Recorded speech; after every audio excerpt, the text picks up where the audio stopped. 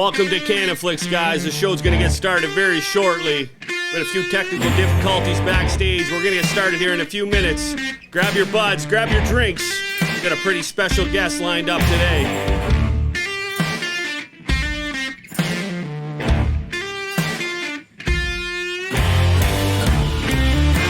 What's going on, guys? Welcome back to Cannabis, man. My name's Grower Joe. I'm the host over here on Cannabis, brought to you by Fast Bud Genetics. And we've got a pretty special guest lined up for you today. I can't believe he's on the show, but he's just a really down-to-earth fella. I wanted to get him on, talk about what he's got lined up for his ventures, where he came from, and kind of what he's got going on. Ricky Williams, man, welcome to the channel. How you making out, buddy? That's great. Down to earth. Because I talk about a lot of concepts that are way out there, but I do try to make them, more down to earth. So I feel like you're a pretty down to earth dude, man. I mean, I remember when everything kind of happened. I was a young boy, but I remember you being this unbelievable running back. And so many people were talking about the Miami Dolphins at that time. Even though you were with the Saints for a bit, you kind of blew up with the Dolphins, right, and took over. And the reason why I say you're down to earth, man, is because you're just a regular dude, man. I mean, you walked away from a lot of money just to be Ricky Williams and be yourself, man. So you are down to earth, buddy. You probably pride yourself on being down to earth. Am I right? I do. Yeah. Yeah, man. I mean, that's one of the things that I hated about fame is that people stopped seeing me as like just a guy. They put me on a pedestal, and it really like made the interactions like not very much fun. And it's funny after I got in trouble for cannabis and people would start to come up to me, they could relate to me more, and it was weird. And like overnight, the quality of my interactions with people, instead of getting worse, they got better. I think you were almost like ahead of your time in this weird way. Not that you were ahead of your time, because I mean you were killing it, buddy. Heisman Trophy winner, monster in Texas, just taking names and killing people here in this game, right? But like, when did you figure out that like it just really wasn't for you, man? When did you realize like this isn't me? I don't want to do this? Yeah. It was difficult because I think it's hard to give up the things that we're really good at. And especially when we received a lot of money and attention and adulation for doing those things, it's really even hard to have the inner awareness of maybe this isn't for me. And I think that's where I'm grateful to cannabis in my life, because I started smoking mainly because it was social, and a lot of the guys were doing it after practice, and I started to notice it would make me more reflective, and I started thinking about things differently. And when I started doing that, I started to like remember when I was a kid, and the reason I wanted to be famous was because I wanted to have a platform to like have something meaningful to say. And then where I was I was a football player. I had a platform, but anytime I said something that was important to me, people told me to shut up and run the football. And so I was like, like I don't.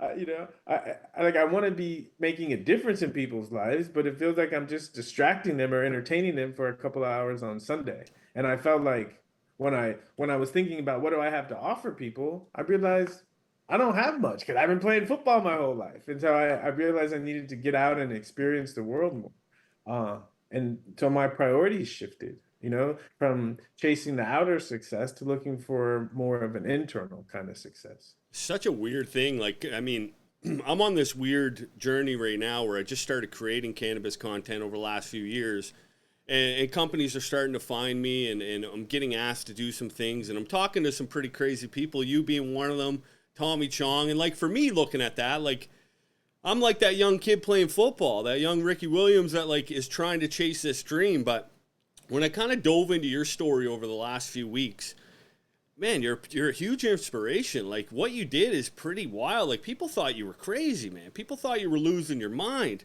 In reality, you were finding your mind, man. And the more that I'm looking into it, like, it's so interesting, man. So during that point where you get caught for smoking weed, you get suspended, and you walk away from it all, like, were you questioning your own mindset at that time? Were you thinking, hey, I'm crazy? Or were you thinking, like, where am I headed?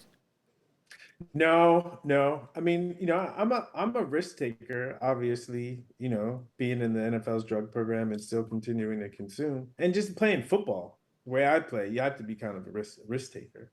So I've always been a risk taker, but I'm also a very thoughtful person, Like, I take measured risk, and I already come to terms with if I get in trouble, I'm good. right? So I already knew if this doesn't work out in the NFL, this doesn't work with the NFL, I have a lot of other plans and things that I really would like to be doing with my life. And so I didn't. But what I did have to deal with after I retired was I spent my whole life chasing this dream, and now that this dream is over, like what do I do now? Right? That was that was real. You know, that was a real question. And I just followed my heart and I started traveling. And as I started traveling, I started finding all the answers I was looking for. And a lot of these answers were like spiritual and mindful and thoughtful, man. And you were young then, man. Like you were a young kid, man, playing football realistically when you look back at it. Like what do you Yeah. think like put you on that path, man? Like were your parents spiritual? Were people around you being spiritual, or were you kind of following your own thing? Yeah, I grew up my dad's a preacher. My dad's mom is a preacher. My mom's mom is a preacher. So I grew up like going to church 5 times a day. And so it was like it's just part of the foundation of who I am. And again, I think that's why when I was young, right, I like the idea of being famous so that I can have like a vision. Because I grew up listening to stories about Jesus. And he was this famous person who went around talking and people like gathered around. So I was like, that sounds cool. I want to do that. But the only way I saw I could do that was being really good at football. And then, like I said, I got to being a good football player. No one cared what I no one cared what I had to say. They just cared that I was scoring touchdowns. And I was like, that doesn't really work for me. It's a weird thing, right? Because I mean, you guys, especially being the running back, I mean, you're basically a racehorse, man. They run you until Yeah. you're done, and then you're Yeah. getting sold off to something else, and you have nothing else you're really good for, man. Which is Yeah. pretty scary for these players, man. I think it's crazy because I'm a hockey player from Canada, but football is the only sport that I watch on a religious basis. And you guys are monsters out there, man. I mean, the amount of times you got up and down. I mean, cannabis Yeah. obviously played a role in that, right? Like, were you using Of it course. medicinally then as well, or was it more just this mindful treat to kind of get away? Well, honestly, I don't think they're separate. I don't think we can really separate the mind from the body, because if you have an uplifting mental attitude, it doesn't mean your body's not going to suffer, but it means that you have more energy going to helping the body get better because you're thinking positive thoughts. Where everyone knows when you start thinking negative thoughts and fearful thoughts, that it just bogs you down, and the body's not going to heal as fast in that mental environment. And so another way to think about that is I feel like we can overcome anything as long as we connect to some meaning behind it, you know? But 100%, but man. even suffering little aggravations, if they don't feel meaningful, it just sucks. And so I think, when I was playing, smoking definitely helped my body recover, but it helped my mind recover so I could see the purpose of going back out there and doing this to my body day in and day out. Yeah, man. Where do NFL players get cannabis, man? Like, where do you guys get cannabis back then? Like, obviously, allegedly black market or whatever, but like, were there people coming to the arenas and stuff, or can you talk about that a bit? I mean, it depends. Like, it's a whole it's a whole culture, and it looks different in each market, but it kind of all looks the same, right? Like, a guy who knows a guy, but it's always, a safe guy. So that first guy is someone who's close. Sometimes it's a teammate. Sometimes it's someone who works for the team, who knows somebody where you can secure that I have a safe way to get access to this without it being made public. Yeah, And man. that's kind of the nature of the trap anyway, Uh, it's a covert operation. And so you just find someone you trust, and you're good. Such But a now, weird. but now, if you're in a legal state, you just go to the dispensary. You know? So with these guys that are in the Or legal, if you're in a legal state, you just get it delivered to your house. the guys that are in the legal states now, like these guys that are playing in legal states, can they consume? Are they allowed to consume cannabis?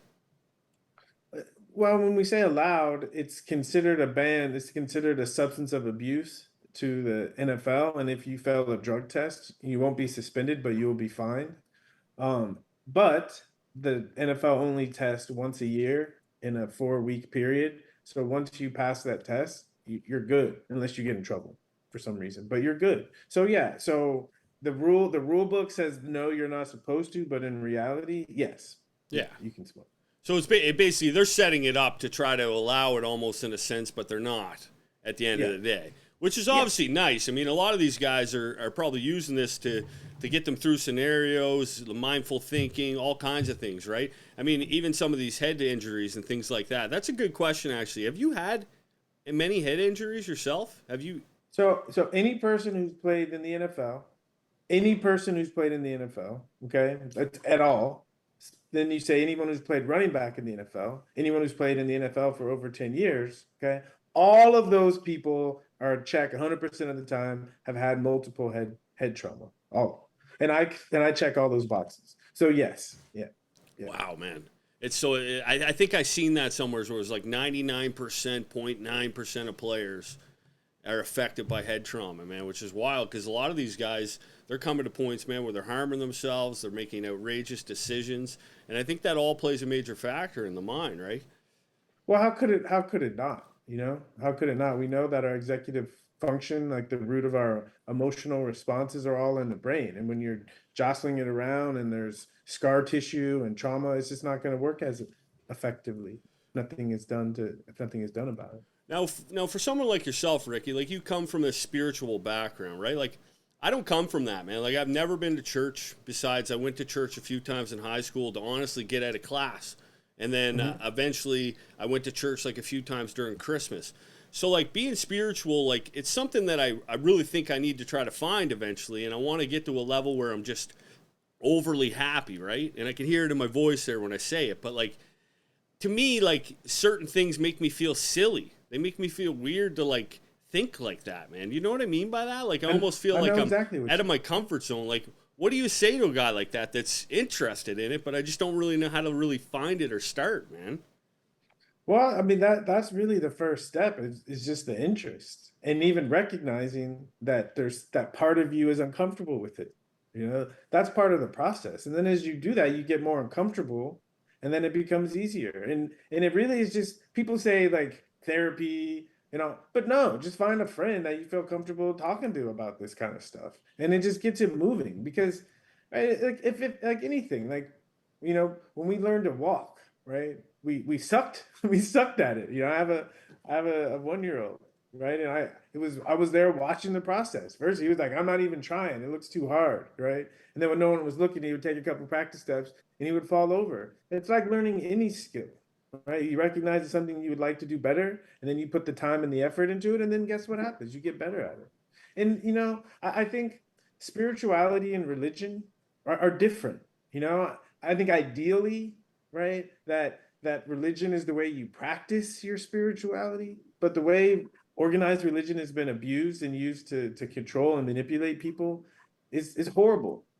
You know, you mentioned my interest in astrology, and this is this is this is where my interest in astrology comes from because astrology allows each person to have their own personal religion.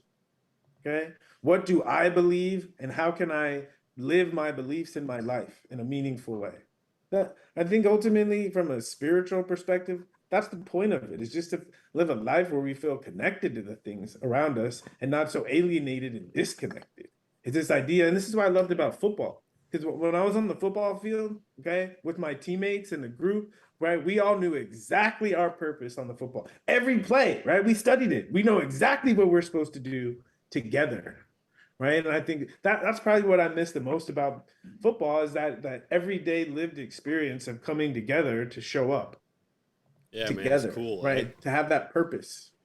I find you get that though in the cannabis industry too, man. At least from my experience, I mean, I'm on a totally different side of things. So just tell you a bit about me, man. Basically, what I did is I started growing cannabis at home to kind of feed my own smoke and smoking for my wife. To, I mean, we use it recreational, but I also feel the medical benefits of just getting me outside of my comfort zone, man, making me feel a bit more free in my mind, right? So then eventually I started sharing that on these platforms so that I could teach people how to grow and get people more motivated about the plant.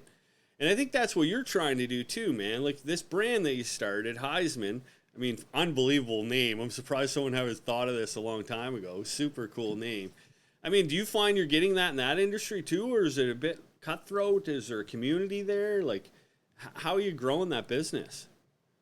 Well, you know, I consider myself and I consider what we're doing. You know, one of the responsibilities I take on is that we're going to be thought leaders. And so as a thought leader, you know, Like we don't care what's going on back there, right? We have a mission and a vision that we feel is important and necessary in the world right now. And the idea of Heisman is, yeah, people they get a chuckle and they appreciate how clever the wording is, but to me it's more serious, than that, And the idea of, if I'm being honest, and I think this is the number one thing that's going to make us successful and has made us successful, is our authenticity. Okay. Right. If I'm being honest, when I started consuming cannabis, it was my senior year in college when I won the Heisman Trophy. And I started to appreciate the benefit of cannabis at that time. But if I would have come out and said, I think one of the reasons I'm playing so well is because cannabis is helping me like let go of my negative thoughts and have more uplifting ideas about what I can achieve, right? They would have scratched me off the Heisman list right away, right? Right? Which is ludicrous. And It's so, for that same reason, how many people who appreciate and find benefit from cannabis keep it a secret, right? Keep it a secret, right? And I think one of the reasons is, as soon as I came public, telling people that I consume cannabis, some people, not everyone, some people started to discount me, right? What are you smoking? Okay. Oh, you're just smoking something. Oh, you're just high, right? This negative stigma. And with Heisman, I'm trying to flip it 180 degrees to the point of people recognize, right? That cannabis can help you see the larger picture. It can help you gain perspective. It can help you spark greatness. It can, right? It's not a negative thing. This is something that is like that's a positive influence, because a 100%. big part of the healing capacity of anything, right? It all starts in the mind. And even if something is good for us, but we have doubts and fears, okay, it limits how much benefit we can receive from something. Such a cool thought, man. Like you're speaking like the Gandhis of the world, man. You got this aspect of life really kind of figured out, man. Like you really don't give a shit. You're just clear headed, man, moving forward and working on what you want to work on to make sure that you can help a mass of people. You know what I mean? I don't mean you don't give a shit. I mean you just nothing's in your zone, man. You're in your own fucking zone. You can feel it. You can hear it in your voice. I watched a lot of your talks recently too. Your talks are interesting, man, because I never looked at you. I put you in a stigma, even though I smoke cannabis myself. I didn't put you in that pothead stigma, but I put you in the football player stigma. Before I Yeah, did my research and started looking, right? Because I knew yeah, who Ricky was as a football player, but I didn't really know who Ricky Williams is now. And you did mhm, something really cool recently, man, where you changed your name. yeah. And a lot of controversy came up on it, but when you tell your story and tell your story, why did you change your name, man? Well, so most of the things I do is, and I think this is true for most of us if we're just willing to acknowledge it. Most of the things that I do in life, obviously, is because they make sense to me. You know, right? You can question my logic, but the reality is it made perfect sense to me. And so, I've been married for 5 years, and my wife got pregnant, and we're about to have a child, and the conversation came up, like what are we gonna name our child? What the child last name gonna be? You know? And the reality of my story is that, my dad got the last name from his mom's husband, not from his actual father.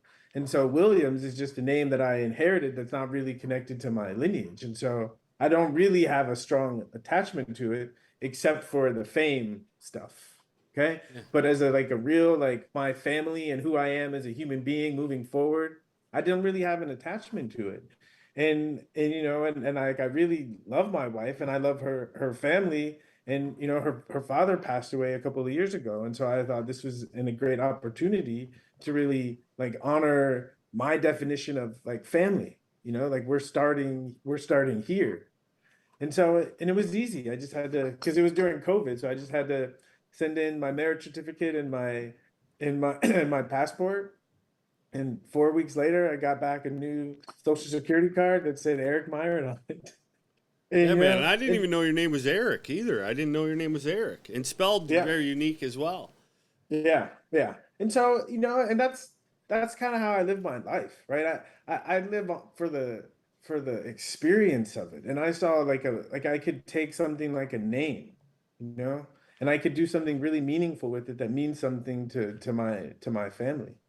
100%, man. And It's got to also, build. and also, it's, I talked about a platform, and I think it's, because if we're really being honest and we look at our history, like we see a lot of people have had a rough time. Minorities have had a rough time. Women have had a rough time. It's hard for us to even think about that women have only been able to vote, for a very limited amount of time.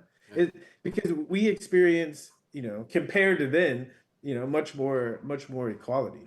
But I think it's part of us to keep moving that idea of equality forward. And when I really think about it, and again, I'm going to acknowledge it, right? Those reflective, insightful, different perspectives that come when I'm consuming cannabis. I think, well, it doesn't even make sense to give a child the father's last name because you always know who the mother is, you Very. know? It is so true, too, man. That is Yeah. such a high thought there. I didn't think about that. It's Yeah. almost, it realistically is just a power move. Exactly. Realistically. Exactly. Exactly. It's a weird power move, which has obviously been handed down, right? I mean, at the end of the day, our family's our family, and the last name really means nothing. Our names in general really mean nothing, man. Yes.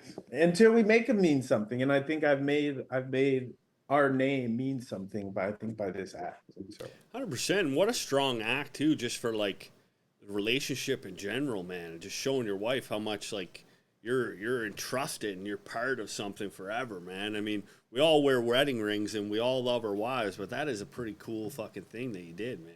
yeah. And about, since I'm being honest, this is my second marriage, and like I learned a lot from the first marriage, and it's a joke, and younger people might make fun of me. But it's true. If you're going to choose to be in a partnership with someone, making their happiness a priority is making your happiness a priority. And so, 100%. you know, 100%. And then those guys would be the ones that threw in happy wife, happy life. Those guys that would like exactly. make fun of you. Yeah. Yeah, Yeah. those are Yeah. those guys that throw in those hilarious jokes that aren't funny anymore, right? Oh, that's awesome, man. I love that Yeah. story, man. I actually just I learned that in the last week or so. Yeah. Me and my boy actually, he's 12 years old. We watched a documentary, Run Ricky Run. Is that what it's called? That's intense. Yeah. What's that called? Run Ricky Run. Run, Ricky, run. Yeah, Yeah. that's So kind of intense. I I don't even watched it watch with that. my son because, and here's the thing: when we were done watching it, then we watched a few articles, and he's very insightful. Like he's got this weird mind that I never had at that age, and I'm Yeah. starting to get this more meaningful mind the older I get. Trying to think more with my mind and my heart, and be a little bit more spiritual, and be a bit more here for my family and things like that. And he actually, when I told him that we were going live, he's like, "That guy's so cool. He's so chill." And I go, "What do you mean?" He goes, "He just looks at things from a different point of view." And we started looking into the stars and looking into the astrology and things like that. And my wife really believes in those things. Like the full moon affects her, and she's got different stones and things. So, like, what made you get into that, man? Because I don't really even look at space, and I think we probably should be to a certain Yeah. extent, right? Yeah, honestly, when I got into it, it really had little to do with space. It had more to do with stories. It had more to do with mythology, And so and it started when back in 2004 when I walked away from the NFL. And I gave up my mythology. As a kid, I had this myth of being a professional athlete, right? And that myth, it carried me. That story, right? It carried me forward. And then when I retired, I let that go, and I didn't have a new story, you know. And my story became more of a story of persecution because of the way everything went down. And so I was in a place where I was looking for like a meaningful like story, and somehow I was drawn to Joseph Campbell. Joseph Campbell, a mythologist who did a lot of work on, I think his vision was to show people that we're all living a mythic life, that underneath the core narratives of our life, stories that have been played out over and over and over again. And I started reading a lot of this stuff, and it led me to astrology, because a lot of astrology is about recognizing these archetypes or these stories or these narratives as they play out. And I was looking for a new story. I met an astrologer. We started talking, and I connected to my story, and I could see it moving forward. And it just got me fascinated that I said, I need to learn more about this stuff. One, for myself, but two, I see a lot of other people who are lost looking for their story, and this could really help. Because what I've noticed is we all need a story. We all need a story. You know, the Native Americans, they would say this is our song, right? And the song would be passed down. So you get a like a symbolic purpose or meaning to live from. And I think we've lost sight of that. And astrology is a way to reenact and re-engage in the stories, that the narratives that we're living. Because now most people, they get their stories from sitcoms, you know, from television, and which is rich, okay? But I think there's a richer story that we can tap to when we start learning about the stars And some and people would how look, yeah. and how they interact with us. Yeah. And some people would look at it and be like, both are fictional. They'd be like, both are fictional. And even if, like, I'm starting to look at it in this sense, like, okay, I look at this stuff, and to me, it's false because I haven't experienced it and I haven't really looked into it, and I don't really know what it is, right? But Yeah. then I look at what you just said about the TV shows, and those are fake. But I put so Yes. much fucking time into watching those, and those are fake. So if I Yeah. think this is fake, and it can make my mind trigger in a way that really ties me back to nature, then why the Yeah. hell wouldn't I do it? And I'm one of those guys that looked at it in such a weird way, man. Like, Yeah. so your courses that you do, like, what do those start at? How do you do those? And like, Yeah. what are those Well, all about, man? it's funny you say fake, because it's actually not a it's an accurate word, but another word I'd use is imaginative. Yeah, You absolutely, know, absolutely. yeah, is imaginative, and I think, we're taught way too early to get rid of our imagination. But if you look at anyone like Elon Musk or Steve Jobs, any of the like great Albert Einstein, right? These great men that we honor even after they've passed, right? They What made them special was their ability to take their imagination, right, use it to connect to some larger vision, and then have the resources and the wherewithal to make that vision real. And the imagination is a huge part of it. And so, and again, I think those men connected to some story, right? They saw that they had a meaning, they had a purpose in this world, and they allowed their imagination to lead them down that road. And so, when I'm teaching people this, it really is me helping people understand themselves and find their story. And I found nothing better than astrology to help do that. Because astrology doesn't, the way I look at it, doesn't describe people. But it does describe the meaningful themes in your life and can help you find a meaningful way that all of those different themes come together. Like I mentioned in my story, right? A big part of my vision as a kid was to have a platform so that I can say things that are meaningful that help people. Again, my hero growing up was Jesus, right? And that's what I saw he did. He said words that made people feel better. Okay. But I created the platform, but I didn't create the experiences or the ability to, even the comfort to speak. I have social anxiety disorder. I kept everything on the inside. I was afraid to speak. Right. And so there was a part of my story where I was deficient. I had a vision of what I wanted to become, but I didn't know how to do it. I didn't have the necessary experiences and skill set. But my journey as a football player, it gave me all of those experiences. Because as soon as I started playing football, I started shoving a mic in front of my face and saying, "You got to speak," right? And so it forced me to learn and to get comfortable speaking. Okay, dealing with adversity, right? People are going to freak out at what I say. Even the whole cannabis stuff, right? Because astrology and spirituality is still kind of taboo, right? Something that people are afraid to take seriously. And I think going through those experiences gave me the courage to feel comfortable to have a platform to say things that I think can help people feel better. And so it's allowed me to live my narrative, to live my story. And so I try to help each and every person tap into, find, and live their story. That's pretty cool. And we showed them the website where they can check it out. You guys can check that out, guys, over at what is it, Ricky? It's RickyWilliams.life. .life. Yeah, it's right here, guys.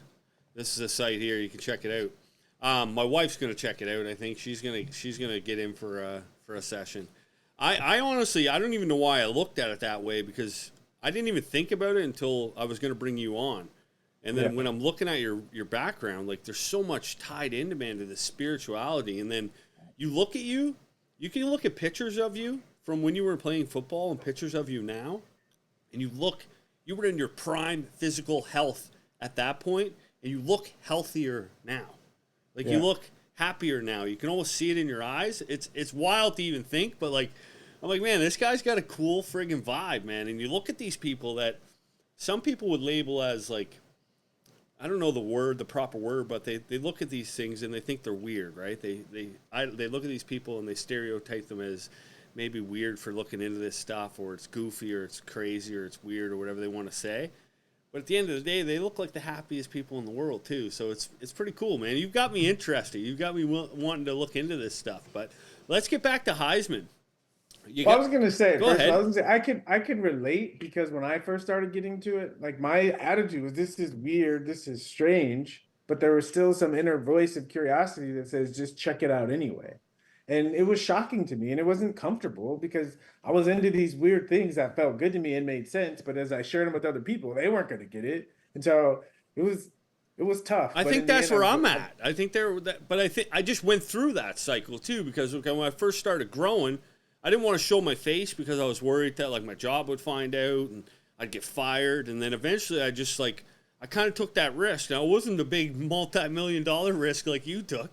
Mine was a bit smaller, but it was still a risk. And I started showing my face, and you get so much positive feedback from it, man. And I'm on such a small scale, so thank you for what you do, man, because you are making a difference. You're being seen.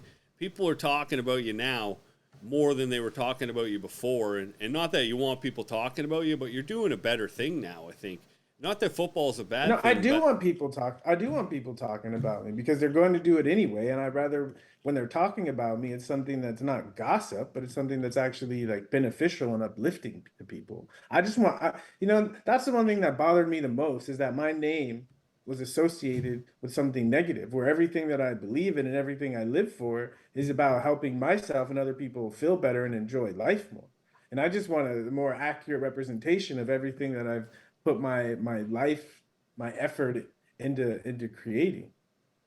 yeah, like eventually you're going to be known as the cannabis healer compared to the touchdown fucking running machine that you were back in the day.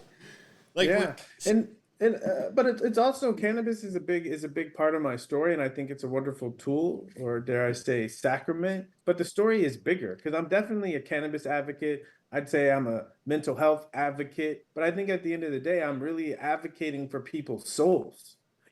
There's very few, including our parents, unfortunately. There's very few people, beings, structures, right, that really care about or even acknowledge the existence of our soul, right? That there's an inner part of us that's seeking something, a meaningful expression in the world, you know? So much of our parents, and I understand, right? They want us to be good kids and they want us to be safe and all that stuff. But sometimes in wanting that for us, they miss, right, that our soul has a purpose that might require getting in a little bit of trouble, you know, being a little uncomfortable, right? Because it seems like that's how we grow the most. I try to tell my kids that this is the way I think we live life. We're on a line. There's a line that we should follow. That's the perfect line. But we're going to go Yeah, off and on that. And some things are going to be really good on this side, and the other things are going to be really bad. You're going to fuck up a lot, and I hope you do. yeah, I hope yeah, you yeah, make a lot of mistakes, and I've made a lot of them. So whatever ones you make, just bring them to me, man. We'll try to figure them out. I might get real pissed at some of them, but we're gonna figure them out, man. Like my little guy recently, like he'll bring problems to me, and sometimes I don't really know how to answer them, right? But the older I get, and I find cannabis helps when I'm high, I slow down a bit, man, and I can kind of see it from his perspective.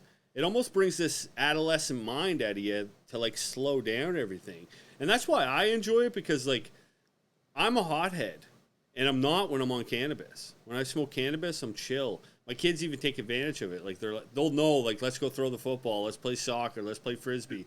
Dad's high, let's get in here and get this going. Your kids obviously they know what you do with cannabis, right? But do you smoke around them? Do they know you smoke it? How are you treating it? Because I'm curious as a parent. yeah. So I have six kids, and they range in age. Okay, so my oldest is 23. I have a son who's 20 and I have a son who's 19. Okay. And so my 19 and 20-year-old son, they're about the age where they get 15, 16, 17 and started consuming themselves. And their mothers were like, not a good idea, but what could she say, right? Papa's like world famous for this. And so I had a real conversation. I said, I said, you guys are going to do what you're going to do.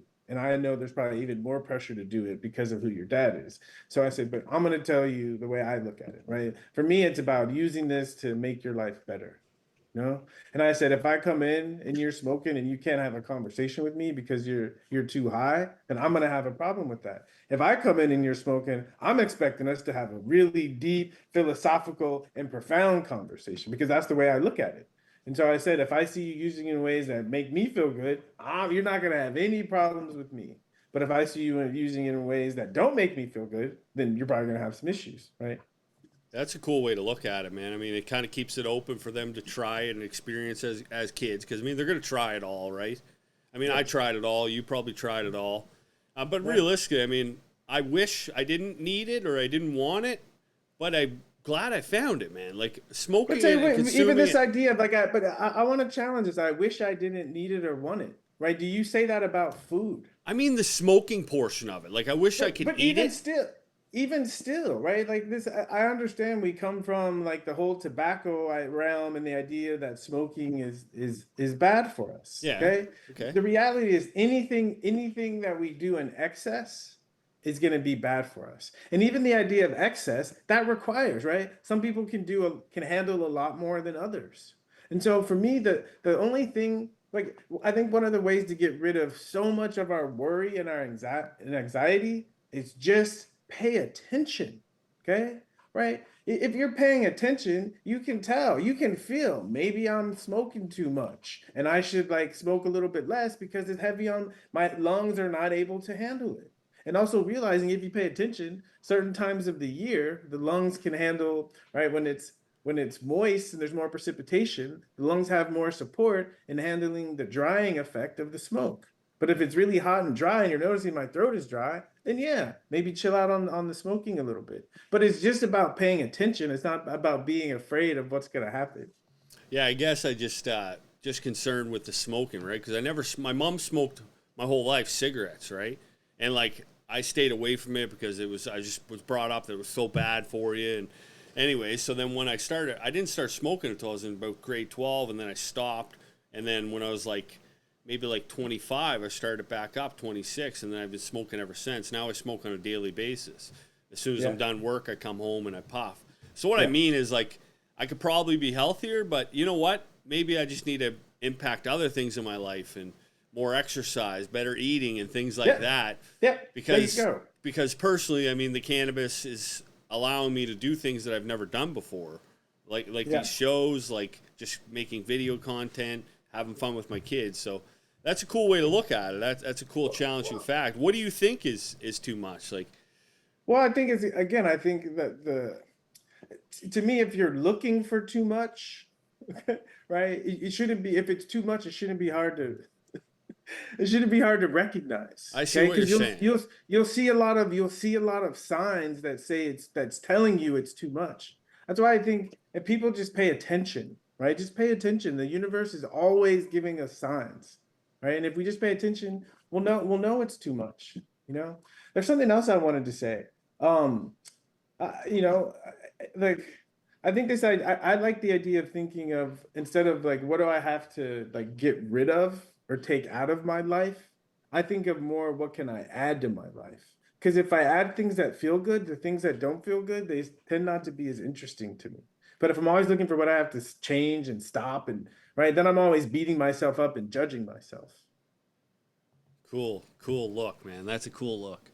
Because honestly, I mean, a lot of us that are consuming this plant are guilty of overconsumption and using it to a point where we're trying to get away from something, or we're not healthy mentally and we're overusing it. So I'm sure there's some people in the chat that are really motivated by that because it's so cool. Bring some other things in.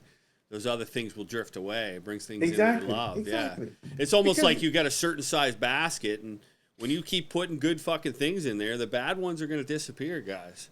Exactly. That's Exactly. awesome. And you know, because I think about like when I was playing football, is in the positive side, right? I was consuming cannabis because it helped me deal with the things and playing football, but it helped me deal with it in a way that kept me in an abusive situation. Okay. Right. And so I was, in a sense, I was using it to escape the reality of this isn't good for me.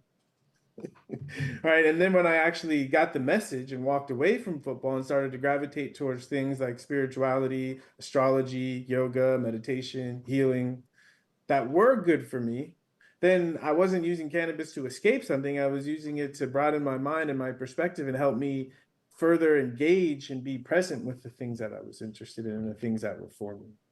Yeah. Yeah, that's And and awesome. I and I think of in a broader sense the idea of medicine, okay, medicinal cannabis, right? And maybe this is a fantasy, but I think you know we only need medicine when we're sick, okay? And typically sickness comes from a disharmony between our internal environment and our external environment. Okay. And I think of the epidemic, okay, in the world right now is what I call materialism. You know, and I don't mean like we're attached to things. It's I mean people think that, you know, based on the scientific perspective, that when we're here and then when we die, everything ends, everything disappears. Okay. And that we're just machines and that there's no real meaning in life. Okay. That's a sickness. That's a sickness. And one of the things when people start consuming cannabis, right, they start to have experiences that might feel weird, right? They might be imaginative, but they connect us to something that's real and meaningful and vibrant. And even though we don't always understand it, we can feel it. And that's why we keep going back to it, right? And so it's treating something, right? But part of treating something was you take your medicine, but you also have to do something, right? You have to change the thinking. And so a big part of my message is because a lot of people will smoke and they'll have high thoughts, but when they come back down, they'll be too afraid to share these ideas. And if you're too afraid to share your ideas, the chances of actually seeing if they check out or if we can make them real in the world, it can't happen. And so my whole thing is like, yeah, sometimes you're gonna have ideas that are ahead of their time or don't make sense, but there's gonna be some gems in there. And if you can share them, like there's a vision for your life that you can step into, right? And so we're creating community where people are they're not afraid to share the deeper like inner things that are going on because we that's what makes life worth living.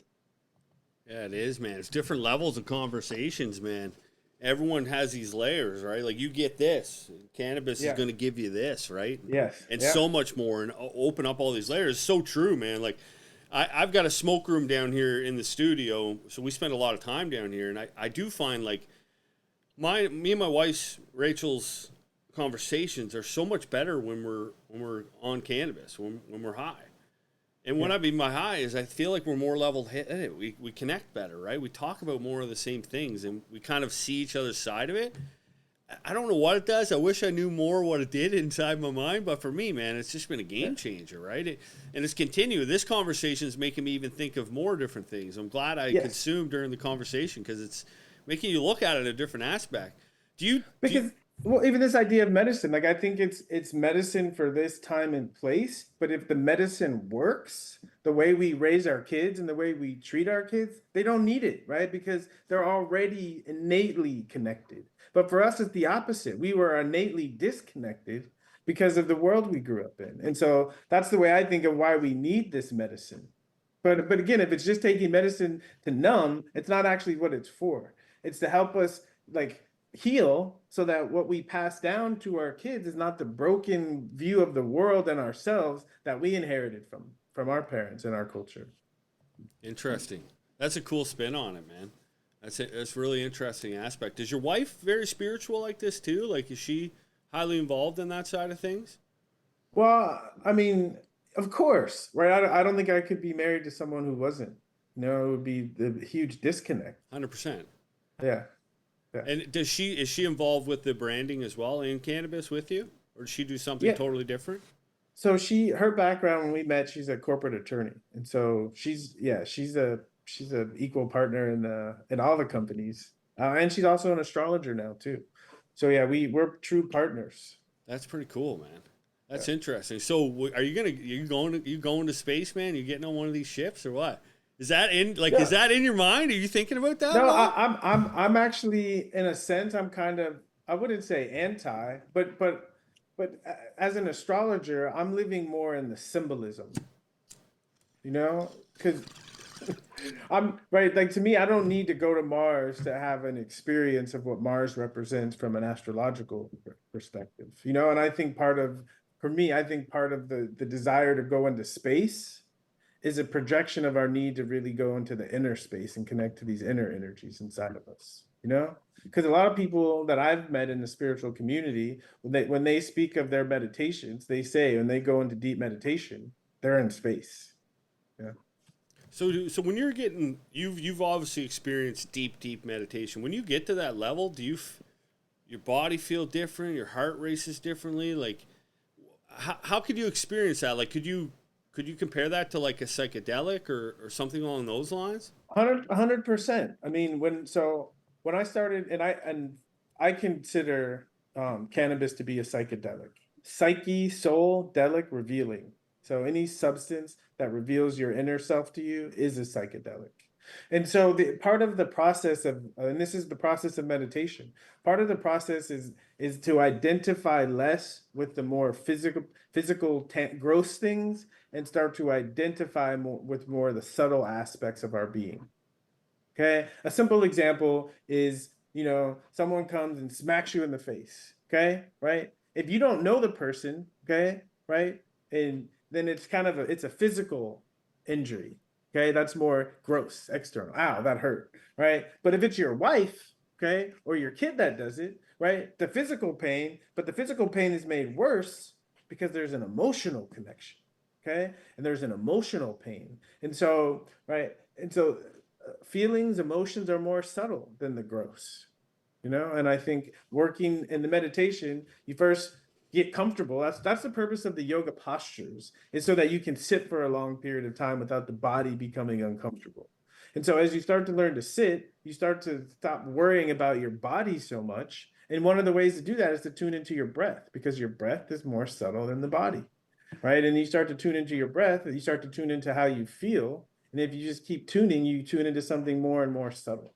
And so you kind of, in a sense, forget about your body and you start identifying with something that's more closer to your essence. And the more practice, okay, right? Like anything, you get better. And so the more you're able to silence and sit still, you're able to tap into deeper and deeper parts of yourself. Man, so spiritual, but you got me so motivated. Like you're making me feel good about a lot of things. And I actually had a conversation with my brother today. He came over today to drop off. My brother goes to this band thing. It's hilarious. But he like actually dresses up like a rock star to like get the guys hilarious every time he shows up, and Yeah. they laugh their asses off. So I've got like wigs and stuff down here, and he'll put those on to crack up, right? So, anyways, he's down here and he's been tracking like how many good days he has compared to bad days.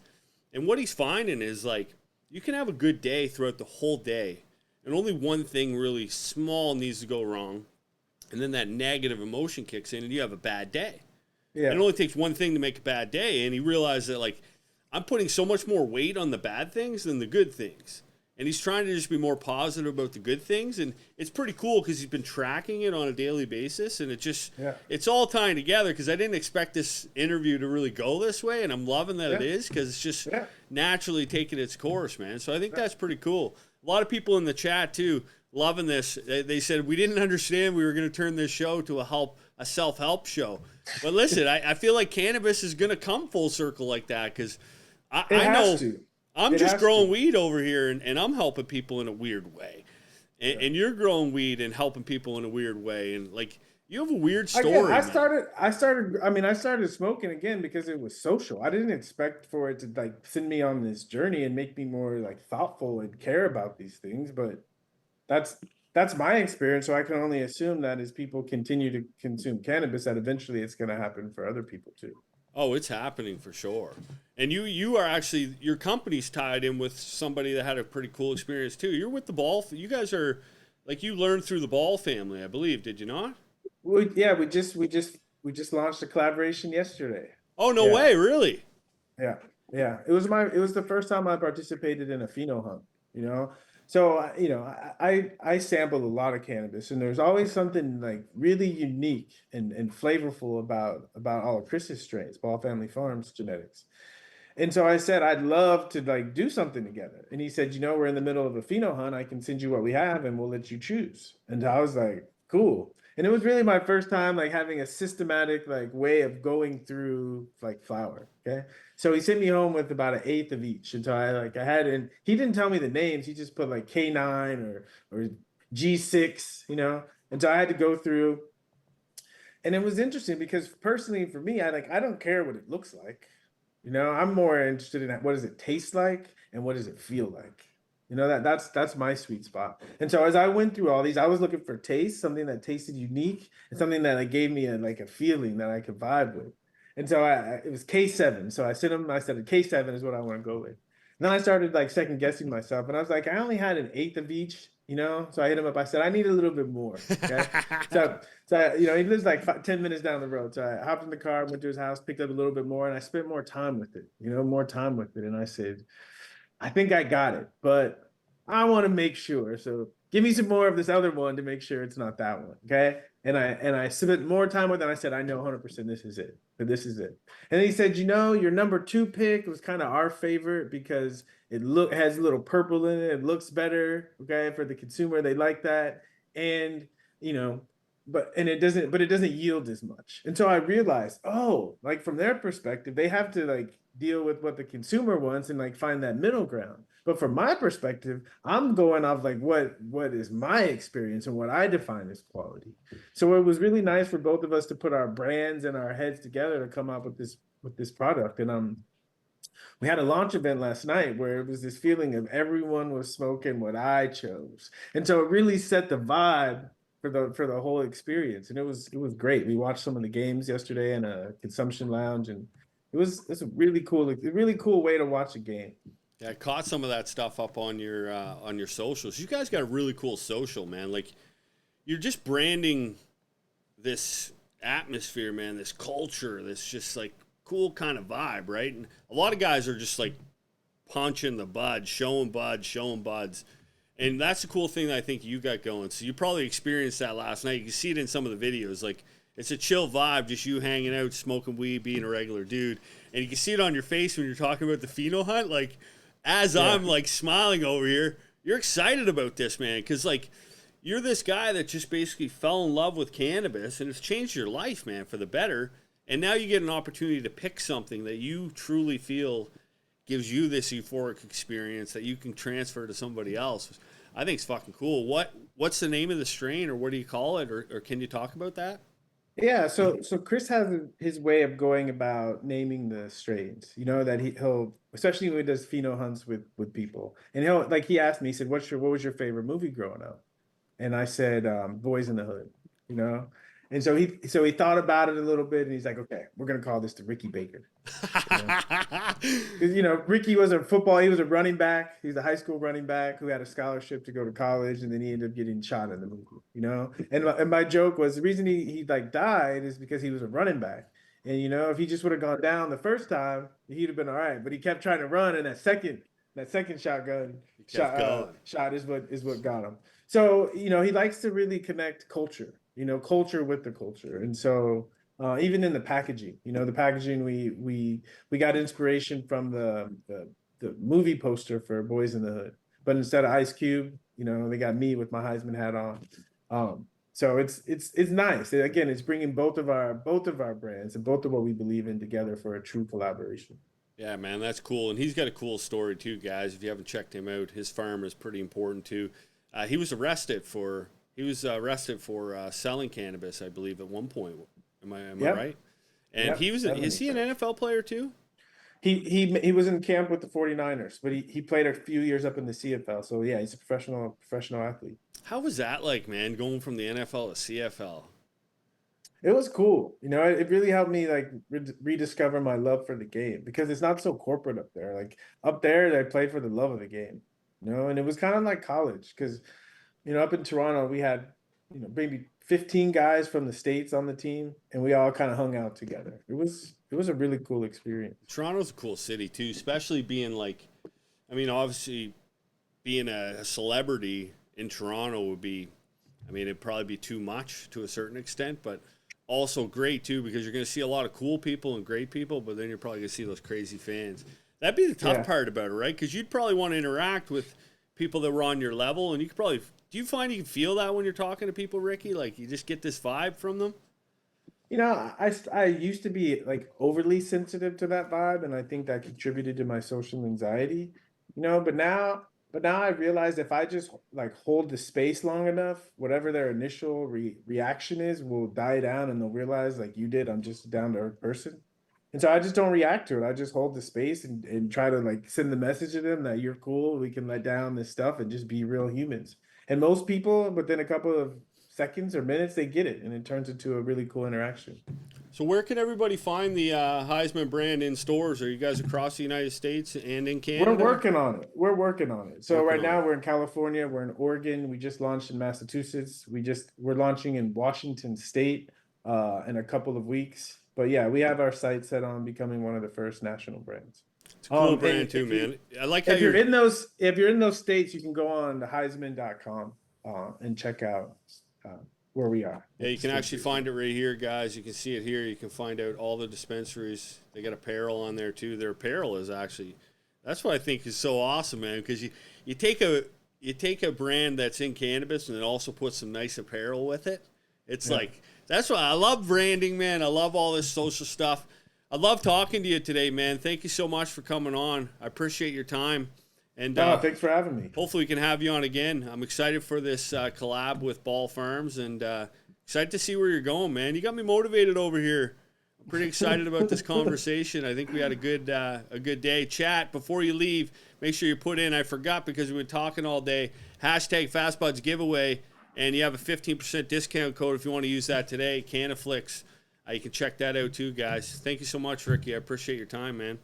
Yeah, I'm guessing I'll see you and your wife on a Zoom here in a couple of weeks. 100%. Talking about your sometime soon. Oh, before you go too, guys, Ricky does over on their Discord. I found this.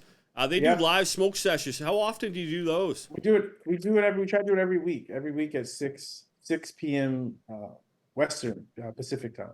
Yeah, and I went into one of those, guys. Ricky's in there if you guys want to go and chat with him. It's pretty cool.